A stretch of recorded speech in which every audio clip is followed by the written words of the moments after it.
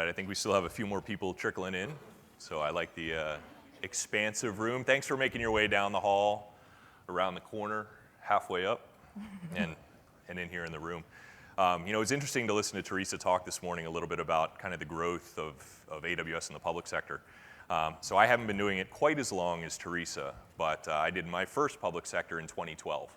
And for those that were here then, it was just down across the street here at the Renaissance Hotel. There was probably as many people at that as there was sitting in this room right now. So it has really been incredible to see the growth of AWS, and it's awesome to see everybody filling in the room here, talking now about topics that we've kind of been talking about for 5 years now, but now have a name, right? The Cloud Center of Excellence. So I thank you all for making it into the room. My name is Matt Jordan. I'm the Vice President of Corporate Strategy and Development at JHC Technology.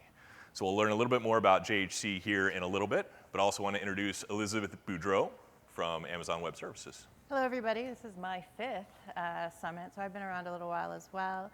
At Amazon and Professional Services, I'm an executive advisor working with the C-suites of our organization to understand their business and strategy and how do we use cloud to get that business outcomes that they're looking for. So, like that everybody's here, hope everybody has a good time, hope everybody is able to learn a little bit. Don't be afraid to come up, find us here after the session, or come up, find JHC Technology up in booth 614 upstairs. So real quick, we'll move through here a little bit about JHC. So we're founded in 2010. We have never owned a server. We have been in AWS since the beginning. We are a Maryland-based, service-disabled, veteran-owned small business. So we have presence in Waldorf, we have presence in Alexandria, Virginia, Tysons Corner, Virginia, and soon to be National Harbor as well. We also have presence serving customers around the country.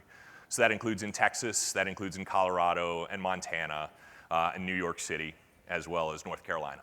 So small service-disabled, veteran-owned small business, big time happy about the premier consulting partner. So we just earned that designation last week, which is a huge deal in the partner network. Premier is as big as it gets within the AWS partner tier. And so for a company of about 60 people, to be able to be up there with the big shots and have a premier consulting partner status is a huge, huge deal for us. We really appreciate everybody at AWS that also helped make that possible. But we've been doing a lot of good work for a long time. So we're very, very excited about that. We've got competencies in both DevOps and government.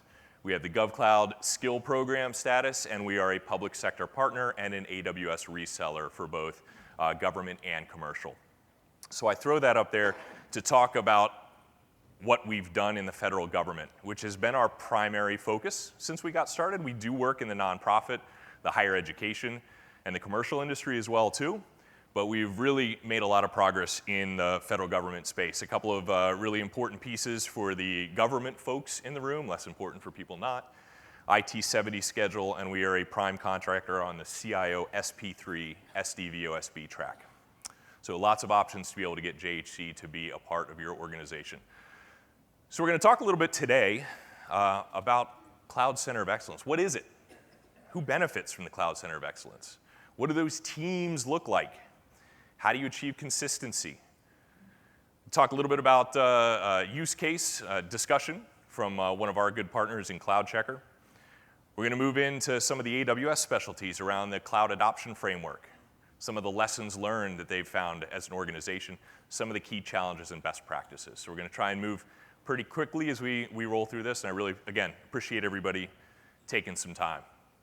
So what is the Cloud Center of Excellence? So when you think about a Cloud Center of Excellence, you got to think about the teams that are put in place and the role of those teams in delivering cloud to your organization, to your agency. So it's the structure and the operations. What does that team look like? What does that team do? It's the evaluation, staying ahead of technology. Everybody in here with the familiarity of AWS knows the rapid pace of innovation that AWS has delivered to its customers over the past 10 years. And that pace is accelerating.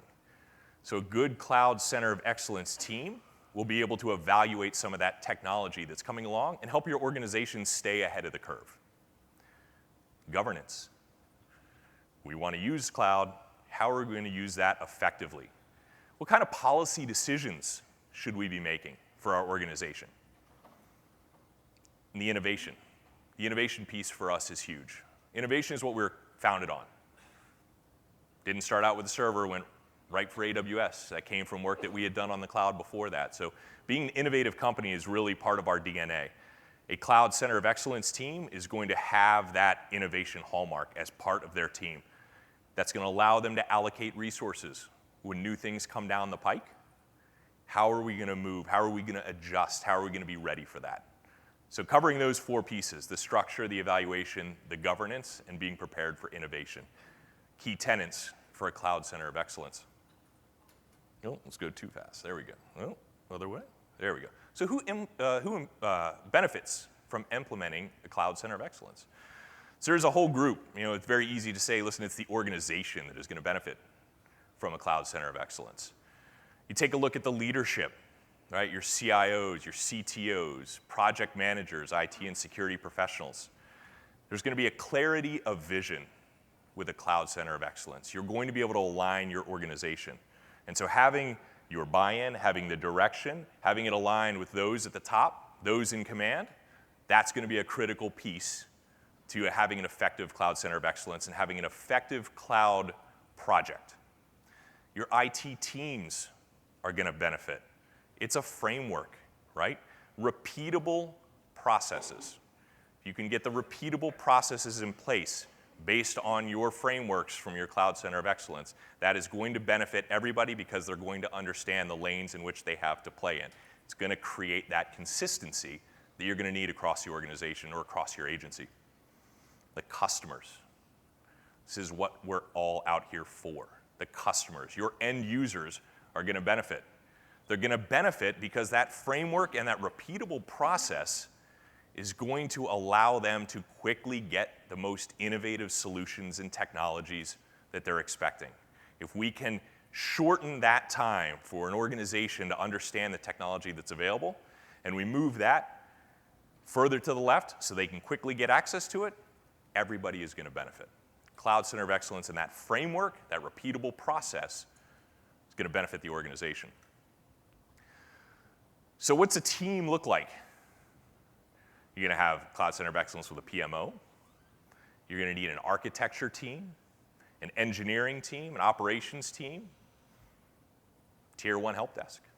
And all of these things are going to flow down from that PMO, from your customer leadership, your CCoE leadership. You're going to integrate teams across there. The specialization of the resources allows for proactivity. You get away from those organizations in which everybody is asked to do everything.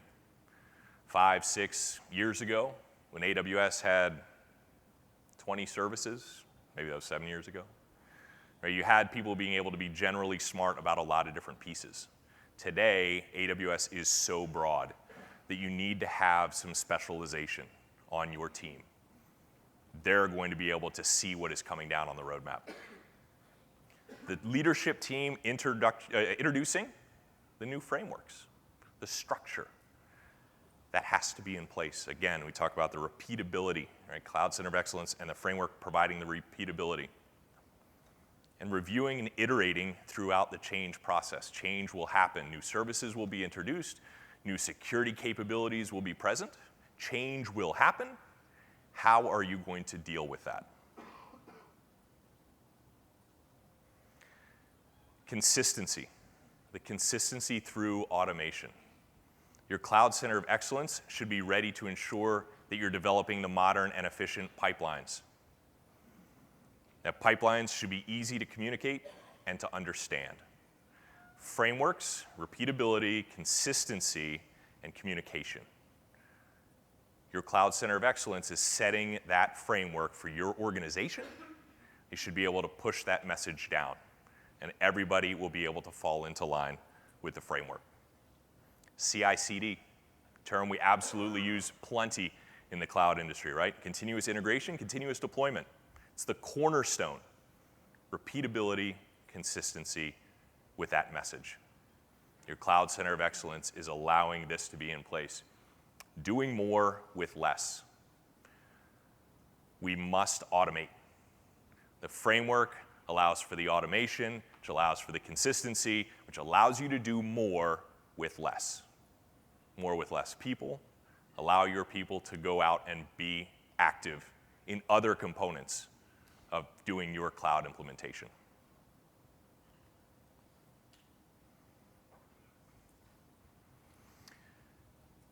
Encourage you to check out a good partner of ours, Cloud Checker, did a Cloud Center of Excellence use case. They went out and surveyed more than 300 participants talking about this, right? What they're seeing is the full potential hasn't been realized yet. Those that are adopting a Cloud Center of Excellence, focusing on the cloud leadership and the vision. And the organizations that do add a Cloud Center of Excellence, they are able to start seeing the benefits. They're able to be more aggressive in their cloud strategy. They have, again, those frameworks in place that are going to allow them to be repeatable, allow them to be aggressive in moving toward the cloud. I'll turn it over here, the AWS Cloud Adoption Framework. So one to check who's still awake after finishing lunch. How many people have heard of the Cloud Adoption Framework? Raise your hand. Okay, it's actually a little lighter than I was expecting today. This is great. I really encourage you to read it, and when I give homework, this isn't something that's going to put you to sleep on your plane home or on your subway trip. It's a great paper that we have out for everybody to read that gives ways to think about the cloud, because the cloud isn't a technology project anymore, right? This isn't blinky lights and going into a server room. This is a change in the way we're thinking and how we're functioning. And so at AWS, we've put a lot of thought around this and built this framework. And we break it into 6 different areas. We refer to them as perspectives. And you'll see they're specifically color-coded. On the left, we have business, people, and governance. So when I think about the business, a lot of times IT's been in their own world. Maybe they don't have a friend on the business side. And I encourage you to find a friend. Put the olive branch out there. It changes the world. IT can become the enabler of the business instead of that team of no or we'll get back to you later. It changes the whole dynamic of your business and what you can do. So we talk about how that business really accelerates. Second, we have people. This is where my passion space is. And this is not going out and for looking to hire that unicorn or that rock star or that most amazing person. You probably have one. You just need to cultivate them. So start thinking about your people, start thinking about training modules, and how do we get them to where you want to be and in the way that you can do it within your organization. Because across the board in public sector, we know we've got all kinds of organizational structures. So let's use those great people we have and just elevate their capabilities. And then we think about governance. Now, governance is on the business side here. This is how are we doing project portfolio management? How are we tying IT governance and business governance and organizational structure all together, which we don't always think about, right? Sometimes we think about governance, it's that guardrails and IT and that's it. But we need to think broader and open up that conversation. On the other side of the cap's the technical stuff. As we said, our services continue to evolve and be released. It's amazing at the breadth of services coming out. So let's think about how we're going to use them. We want to think about the platform level. How are we building out our base to be able to use this and continue to evolve? And security. Security is day one at Amazon.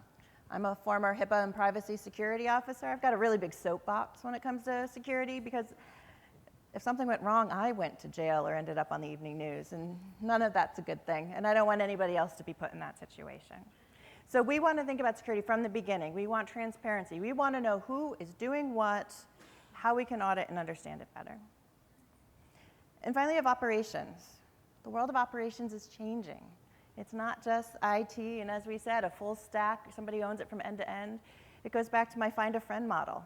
You need to learn across the board, and no longer am I maybe building something here and throwing it over to the ops side, and if it works, it's no longer my problem.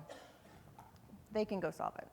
Instead, we're moving more to DevOps models and looking at how we're integrating this in a true operations model. So when we think about how does this CAF relate to the CCoE? Well, we need to staff it at the various levels that we just covered. But when we think about it, again, we've got to expand past technology. There's a lot of business here. There's HR involvement. There's financial. You know, if you're thinking about cloud projects and you're only talking to your CIO, go find your CFO, go find your head of HR, and go make friends. Buying cookies goes a long way. but find a friend because you need them. And as you build out this team, when I talk about team, I'm not necessarily talking about an organizational structure and hierarchy, but these group of people are going to be working together. And what are their characteristics? How do you find the right people? They want to drive experiments. This is new for a lot of us. So you need to try, iterate, try again, figure something else out. So these are people who are comfortable with that model and want to be part of it. They're okay with a little bit of uncertainty. They're going to changing it a bit. So they're moving into that sense of boldness. It's empowering. I've worked with a lot of organizations where somebody maybe sat on the side, wasn't involved with a lot of stuff, but the opportunity of CCoE came along and they were bold enough to step up and say, I want to be part of it, and accelerated and just became the rock star. They cultivated their internal rock star, and it allowed that organization to continue to move forward. These people are results oriented. They want to get stuff done.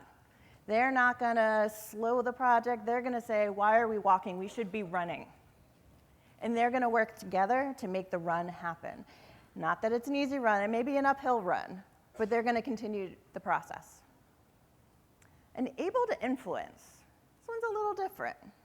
Because a lot of time when we think about hierarchy, we think about command and control structure. CCoE is not that. Like I said, it's more of a matrix situation. It's about finding collaborations and working together and trying new models and being able to influence without necessarily the statement, the title, and the power situation. And so this one may be a little difficult to fill out the role, but it's finding those people who are willing to try and helping them. And finally, and ultimately, customer focus. At Amazon, we are customer focused. You want your CCoE to be customer focused. But who's the customer? It's your app team. It's your business unit. It may be the rest of IT. Don't pigeonhole this concept of customer. It is everyone, and you want somebody who's willing to be out there and work with these people and be excited by it. Because this is a really exciting time, and as you build these teams, and they're going to fluctuate who's in and out, but that customer focus is going to be absolutely required. So what kind of roles are we looking at in the team? We talked about the multiple tiers. And I put these people in a circle and not a chart for a reason, because this is going to come and go, and it's going to be fluid as you move throughout your adoption cycle, your migration, and ultimately up through reinvention and optimization on the curve. And I start with the middle. Green people. These are my senior leadership. Executive sponsorship. We need them behind us to build a CCoE successfully. And when I say executive sponsorship, it's not, the CEO said we're going to cloud. It's not a sentence that gets published and forgotten. This is somebody who's out there actively being the proponent, being the evangelist, and keeping the momentum moving forward. So we want them to be involved. But they're also going to have business partners. Because when I say evangelist, it's not one person who stands up and writes the blog post or goes to a webinar or meeting. We need to communicate. So we need people who are all willing to be the evangelists of the project. They're going to communicate, they're going to write newsletters, they're going to do webinars, they're going to train people, and they're going to work with HR because we're probably changing a lot of job descriptions. And that's not usually a stroke of the pen in most of the organizations I work with. You really have to think about it. How am I going to take maybe a union organization, a government agency, or these other places where it might be a little more stringent than in a commercial entity, and get them to change job descriptions, to train them up into this new job description and adopt this new model as we go forward as an org adopting a CCoE and ultimately the cloud. And then we think about operations. We love DevOps. We've got some great stories on DevOps. DevOps is a place to go to. It's not necessarily where you start day one, and that's okay. Because you can have a journey. You can have an end goal, and you start working towards it. And you figure out how do your current operations work that they're going to work in the cloud, because something's going to change. So you need to really work it out, and it's not an afterthought. It really is something we think about at the get-go. Infrastructure, right? We're thinking about maybe an on-prem, a colo, hybrid models into the cloud. We need the infrastructure people who really know what we've got, what servers are we moving, what are we hosting on it. Show of hands, did anybody tell in your organization exactly what you have in a CMDB right now? Anybody? That's a big no. And it's not unusual. Moving to the cloud changes that. The transparency is amazing. We can tag it, we can track it, but we need our infrastructure team to help us get there, because we're going to do a lot of digging and deep diving to know what we have as we do that transition. Security teams. This changes. A lot of times I've worked with organizations where you did all the work and then you hand it over to security as that last checklist. And then maybe you got the checklist done and maybe they stopped you and you added a whole bunch of time to your project. Has anybody been in that situation? We want them on the team to begin with. We want to bring them in when we're starting, when we're organizing, and know what requirements we're going to have so that when we do this, there's no final checklist. It was done all along the way, and we're successful. There's no block at the end. And finally, the team with no color, applications. We're building this for our business units, and our business unit could be a department, but it could also be an application owner. And we want to be their consultants to help them so that they can take ownership. Because we, as a CCoE, are going to have these great capabilities to train them up, and they're going to own it, and they're going to be self-supporting. They have problems, there's bumps, we're there to help them, but we're building that self-sustaining model for an application to keep moving forward once it's in the cloud, which is sometimes very different than the way we deal with applications currently.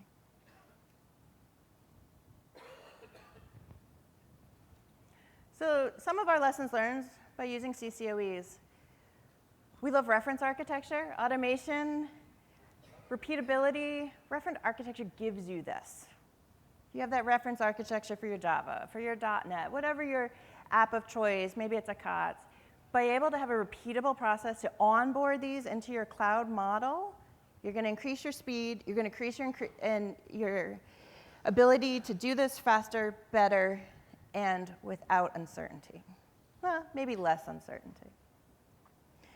And as we said, a CCoE, they're going to go out, they're going to engage the teams. They're going to go make those olive branches, find a friend in these various departments, various application areas, engage them and evangelize why they're there to help them, what their success is going to look like, and how we're going to get there. And finally, we want to think about scaling.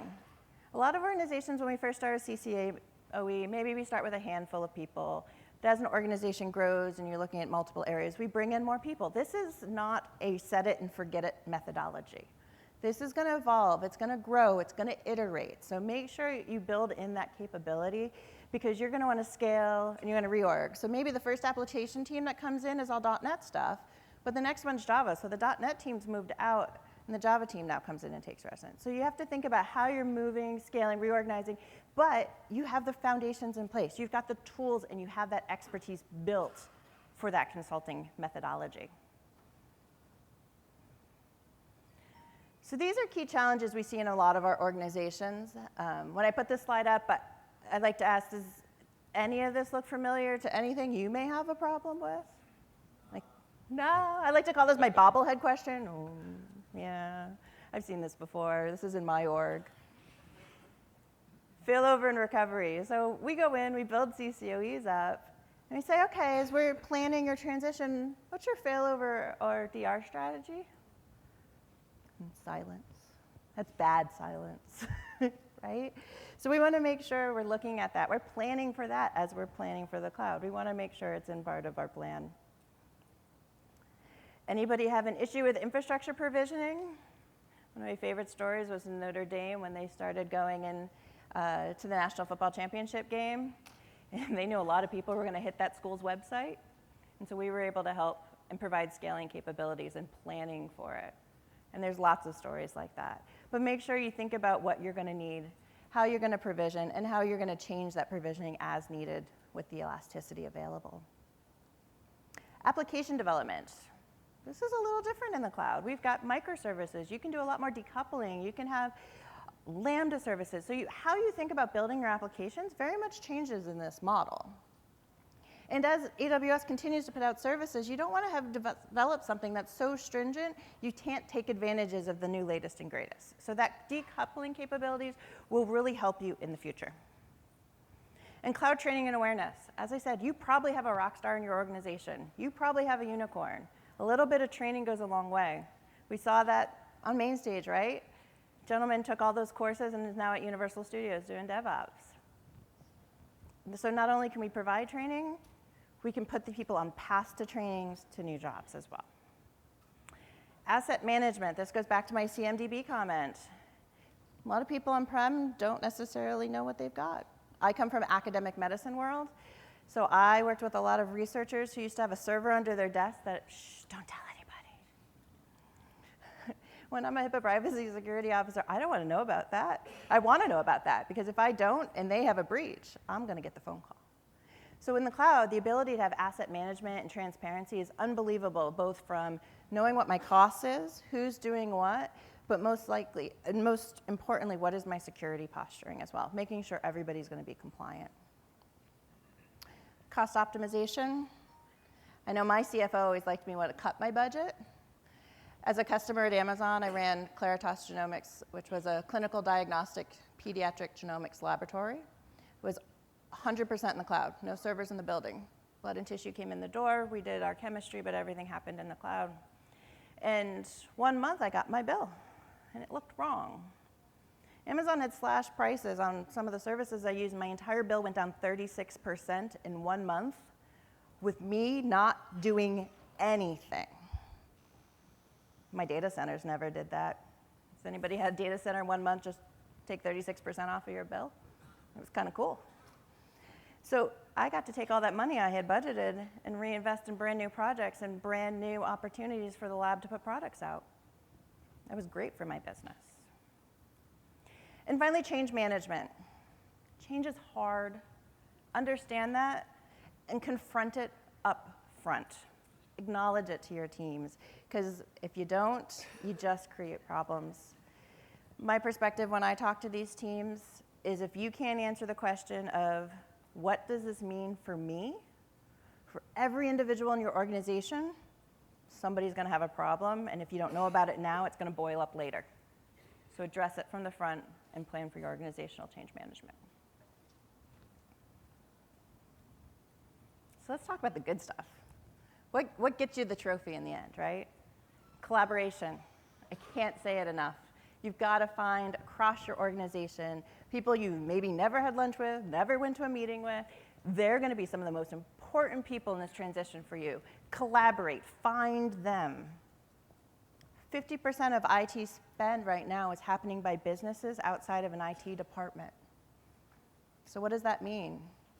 Maybe that marketing department has gone and outsourced all of the stuff they're doing and a huge portion of their budget outside of central IT or an organizational IT. Well, if I can go find that out, meet with that chief marketing officer or department head, bring that back in, I can build up my team's expertise. I have better controls on what's going on from a security perspective.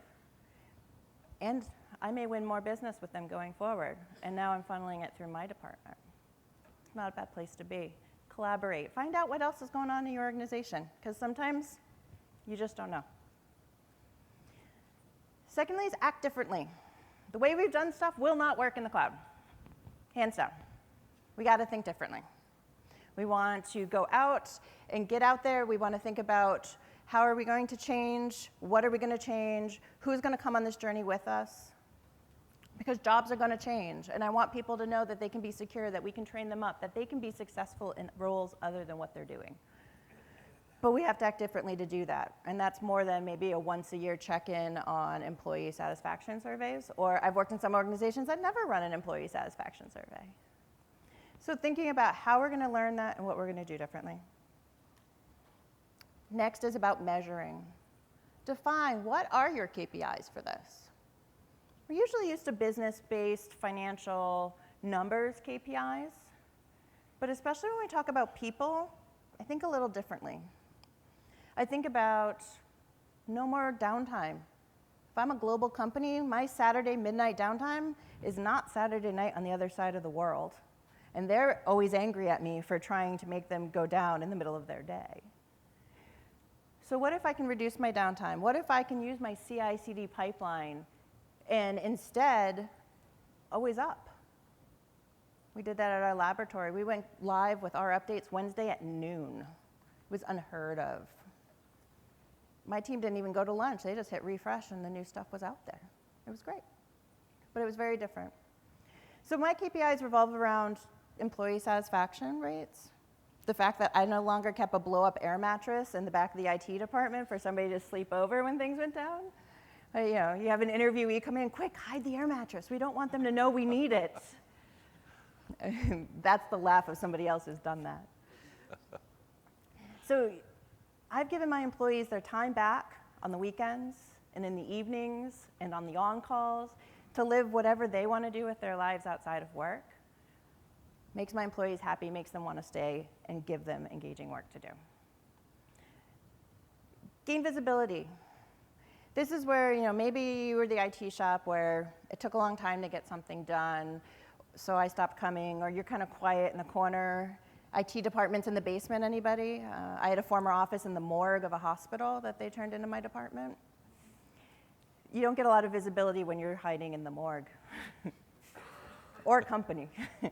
Get visible, get out there. Hold roadshows, talk about what you're going to do. Build excitement around it. Let people know this change is happening. We're going to involve them, and it's going to be good for them.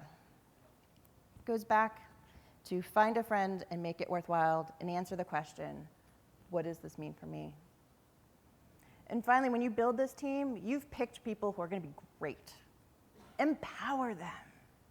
Get them out there. Get them talking to people. Let them be your evangelists, because nobody's going to know it better than them. They're going to be the consultants. They're going to be the brain of the operation in your organization.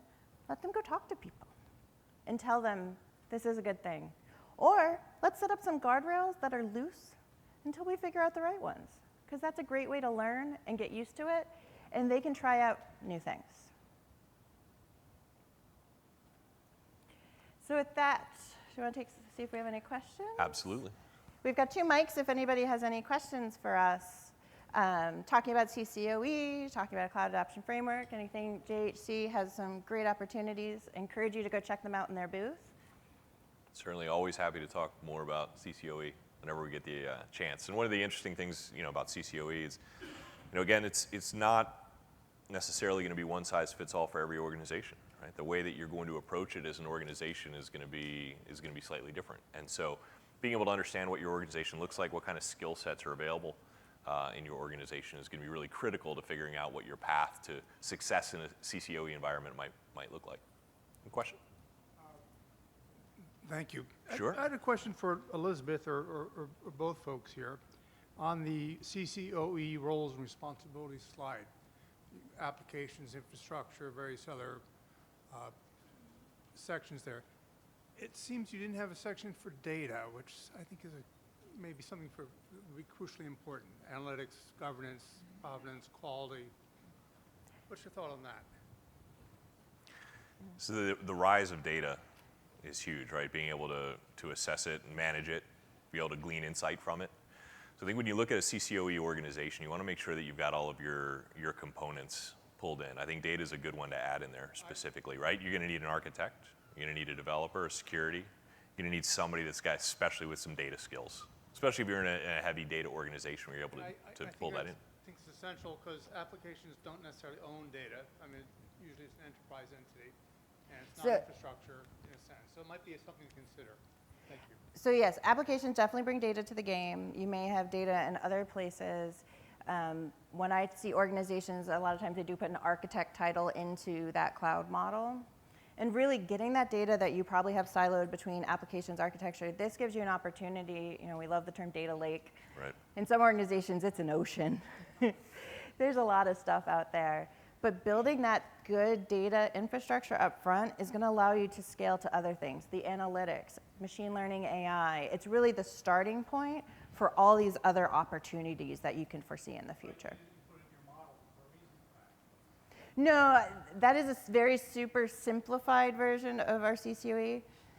Usually my talk on CCoE is about 2 hours, and that doesn't quite fit in here. But we do include that as part of our architect model and understanding.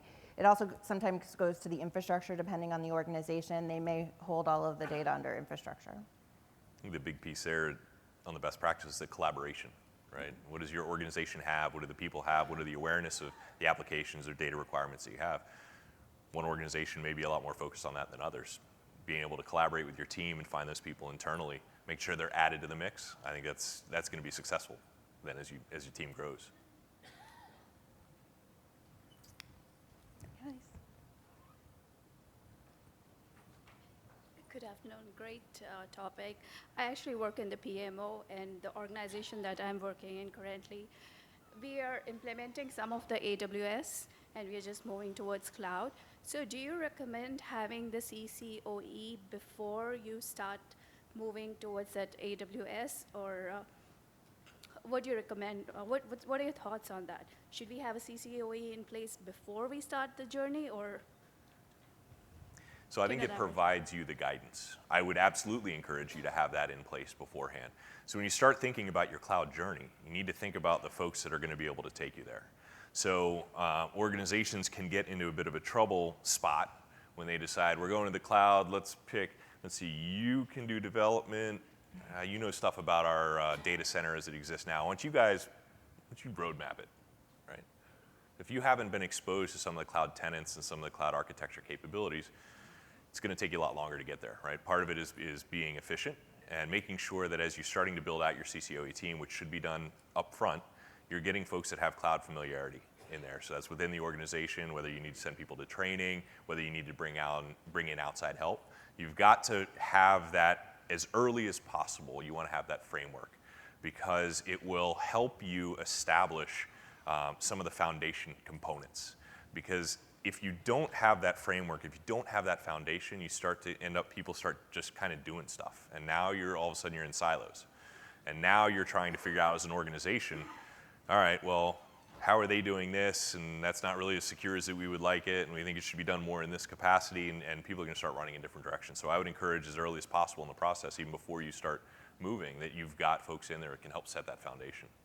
I absolutely agree. You want it up front because, again, you're not just thinking about the technical aspects of it, but you're thinking about how your people and organization are going to be impacted. So you want to make sure you're ready for all of that before you do all that move, be it whatever methodology you choose. You want to be organized. You want your experts in place who can consult and help you make those decisions as you move forward. It's not just, you're not just moving to the cloud, right? There are different processes that need to be in place. There are different policies that need to be discussed. Your compliance standards may be different, or perhaps you're able to incorporate things that you haven't been able to incorporate before. So, getting that foundation in place, that's going to set you up pretty well. Yeah. Hi, yeah. So earlier you were talking about specialization, and so I guess I'm trying to wrap my mind around whether you would encourage or discourage teams from having full stack developers. So should developers in general know how to program the UI, the backend, the mid-tier, the data, or are people supposed to be more specialized? So I would look at specialization in the role in which they're playing. So a developer that can do all of those different things is great. Being able to have a CCoE that has somebody that is skilled in development is important. Somebody that's skilled in security and the implications of cloud security. The architect, right? Skilled in those capacities. The more robust their skill set is within that, the better. So full stack developer, perfect, right? Let's get that knowledge. If that developer also has some cloud awareness and how things might be done differently in the cloud environment, that's even better, right? So you want to be able to make sure that you're specialized because the developer may not have the security background, and if those things start to kind of get out of alignment, you start to limit your ability to set that good foundation. So having those people as part of a team that have some specialization in the areas in which they're operating, I think is critical. Thank you. Yep. Hi, this question is for Matt. Can you give us a couple of examples around resistance that you may have found within your organization in moving to a CCoE, given that there are different levels of maturity for CCoE? Right. And second follow-on question is, how do you change your clients' perceptions about moving to the cloud, given, with this framework and organization in place?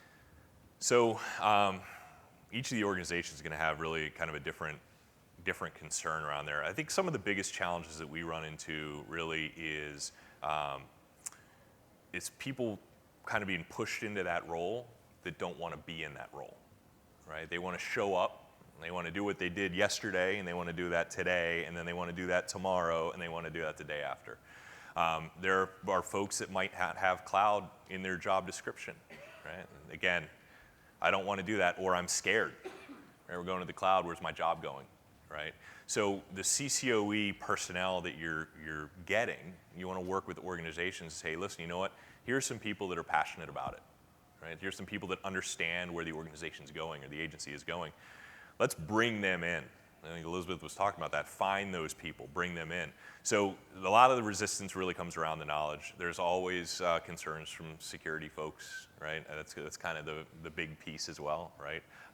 It's also a treat to work with security individuals that have cloud awareness and really kind of understand the possibilities where they can go. So the knowledge gap is a big one, first of all, and people concerned about kind of moving into a role that they're not necessarily ready for. As far as getting organizations on board with it, that's a lot of knowledge piece. It's finding the right people high enough up in an organization in order to make that a standard and really understand that this is the direction we want to move. So it's not, you're not going to show up, talk about CCoE, somebody's light bulb's going to go on and say, yes, let's do it. Let's have you in here tomorrow. Let's get this thing going, right? There's going to need to be some discussion. They're going to need what works for my organization. How many people can I allot to it? What type of folks do I have? So being able to come in and talk to them about their organization and how you fit CCoE into that, I think is a big benefit. And I think it varies because I've seen CCoEs as small as maybe 7 people, up to one organization started their CCC with almost 60 people, which is not a recommendation. They had a lot of leadership without a lot of worker bees. So you have to find the balance of what works in your organization, and that's that idea of iterate. Okay, we've got all these people, they're gonna do it. All right, let's back off, let's make sure we can train the right people and really do pick the right people, and then settle for a little while, see what works, and then we can tweak the model. So it's definitely gonna be organizational dependent, and again, it's not an org chart, it's a functionality matrix of understanding, so that as long as you get those mix right, it can be 7 people, it can be 20, it can be 30 people, but making sure that you just meet all the requirements your organization has. And to your point on silos, there's been developers who maybe never talked to somebody in security. They clicked email, they pushed a button, so to sit side by side with that security thing is actually completely a cultural change that the CCoE has provided, in my perspective, usually for the better. But being able to be in that room to collaborate and have that central understanding in an org is really important. Yeah. Thank you both. Thank you. Thanks. Is there ever a case for more than one CCoE in a large diverse organization? I think you'd probably need to be pretty diverse. I still think having a singular cloud center of excellence that can focus on the foundation and the framework and set that path for an organization is going to be really important. Because if you've got the vision right at the top, it makes it a lot easier to communicate down below. So I'd advocate for one main CCoE. And there you're going to get into the organizations. Now you're starting to have more people involved in it, but there has to be some vision to allow the whole organization to follow. I think of them as the steering committee too, right? So you may have people who do security that necessarily are not on a CCoE, that's fine, but ultimately they report up. You've set one set of standards for your organization. Specifically, if you're talking around security, you want an organizational standard, not a departmental standard. And so that's where I advocate for one, you can rotate members, you can do lots of methodologies to branch out, especially we have some large multinational organizations that you want to be able to have that collaboration with. But to your point, we want a single head that has that steering, that has that knowledge, and is able to disseminate it well. Mike, please. I was going to say, the rotation for a large organization for a CCoE and bringing members in from other parts of the organization is a great practice that we've seen.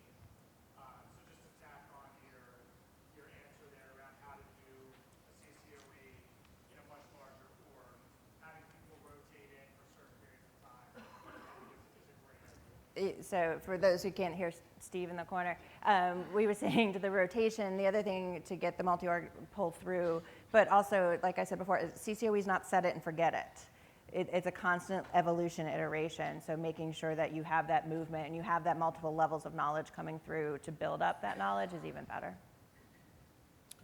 So based on your experience on CCoE, how often should the CCoE members meet?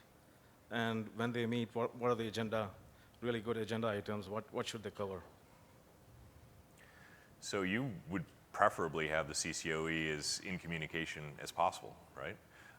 And I think that what they're going to discuss is going to change based on the needs of the organization. When you're starting to get cloud going, there's going to be a lot more of that foundation architecture component, right? How are we going to do this? How are we attacking compliance? How are we attacking our scalability?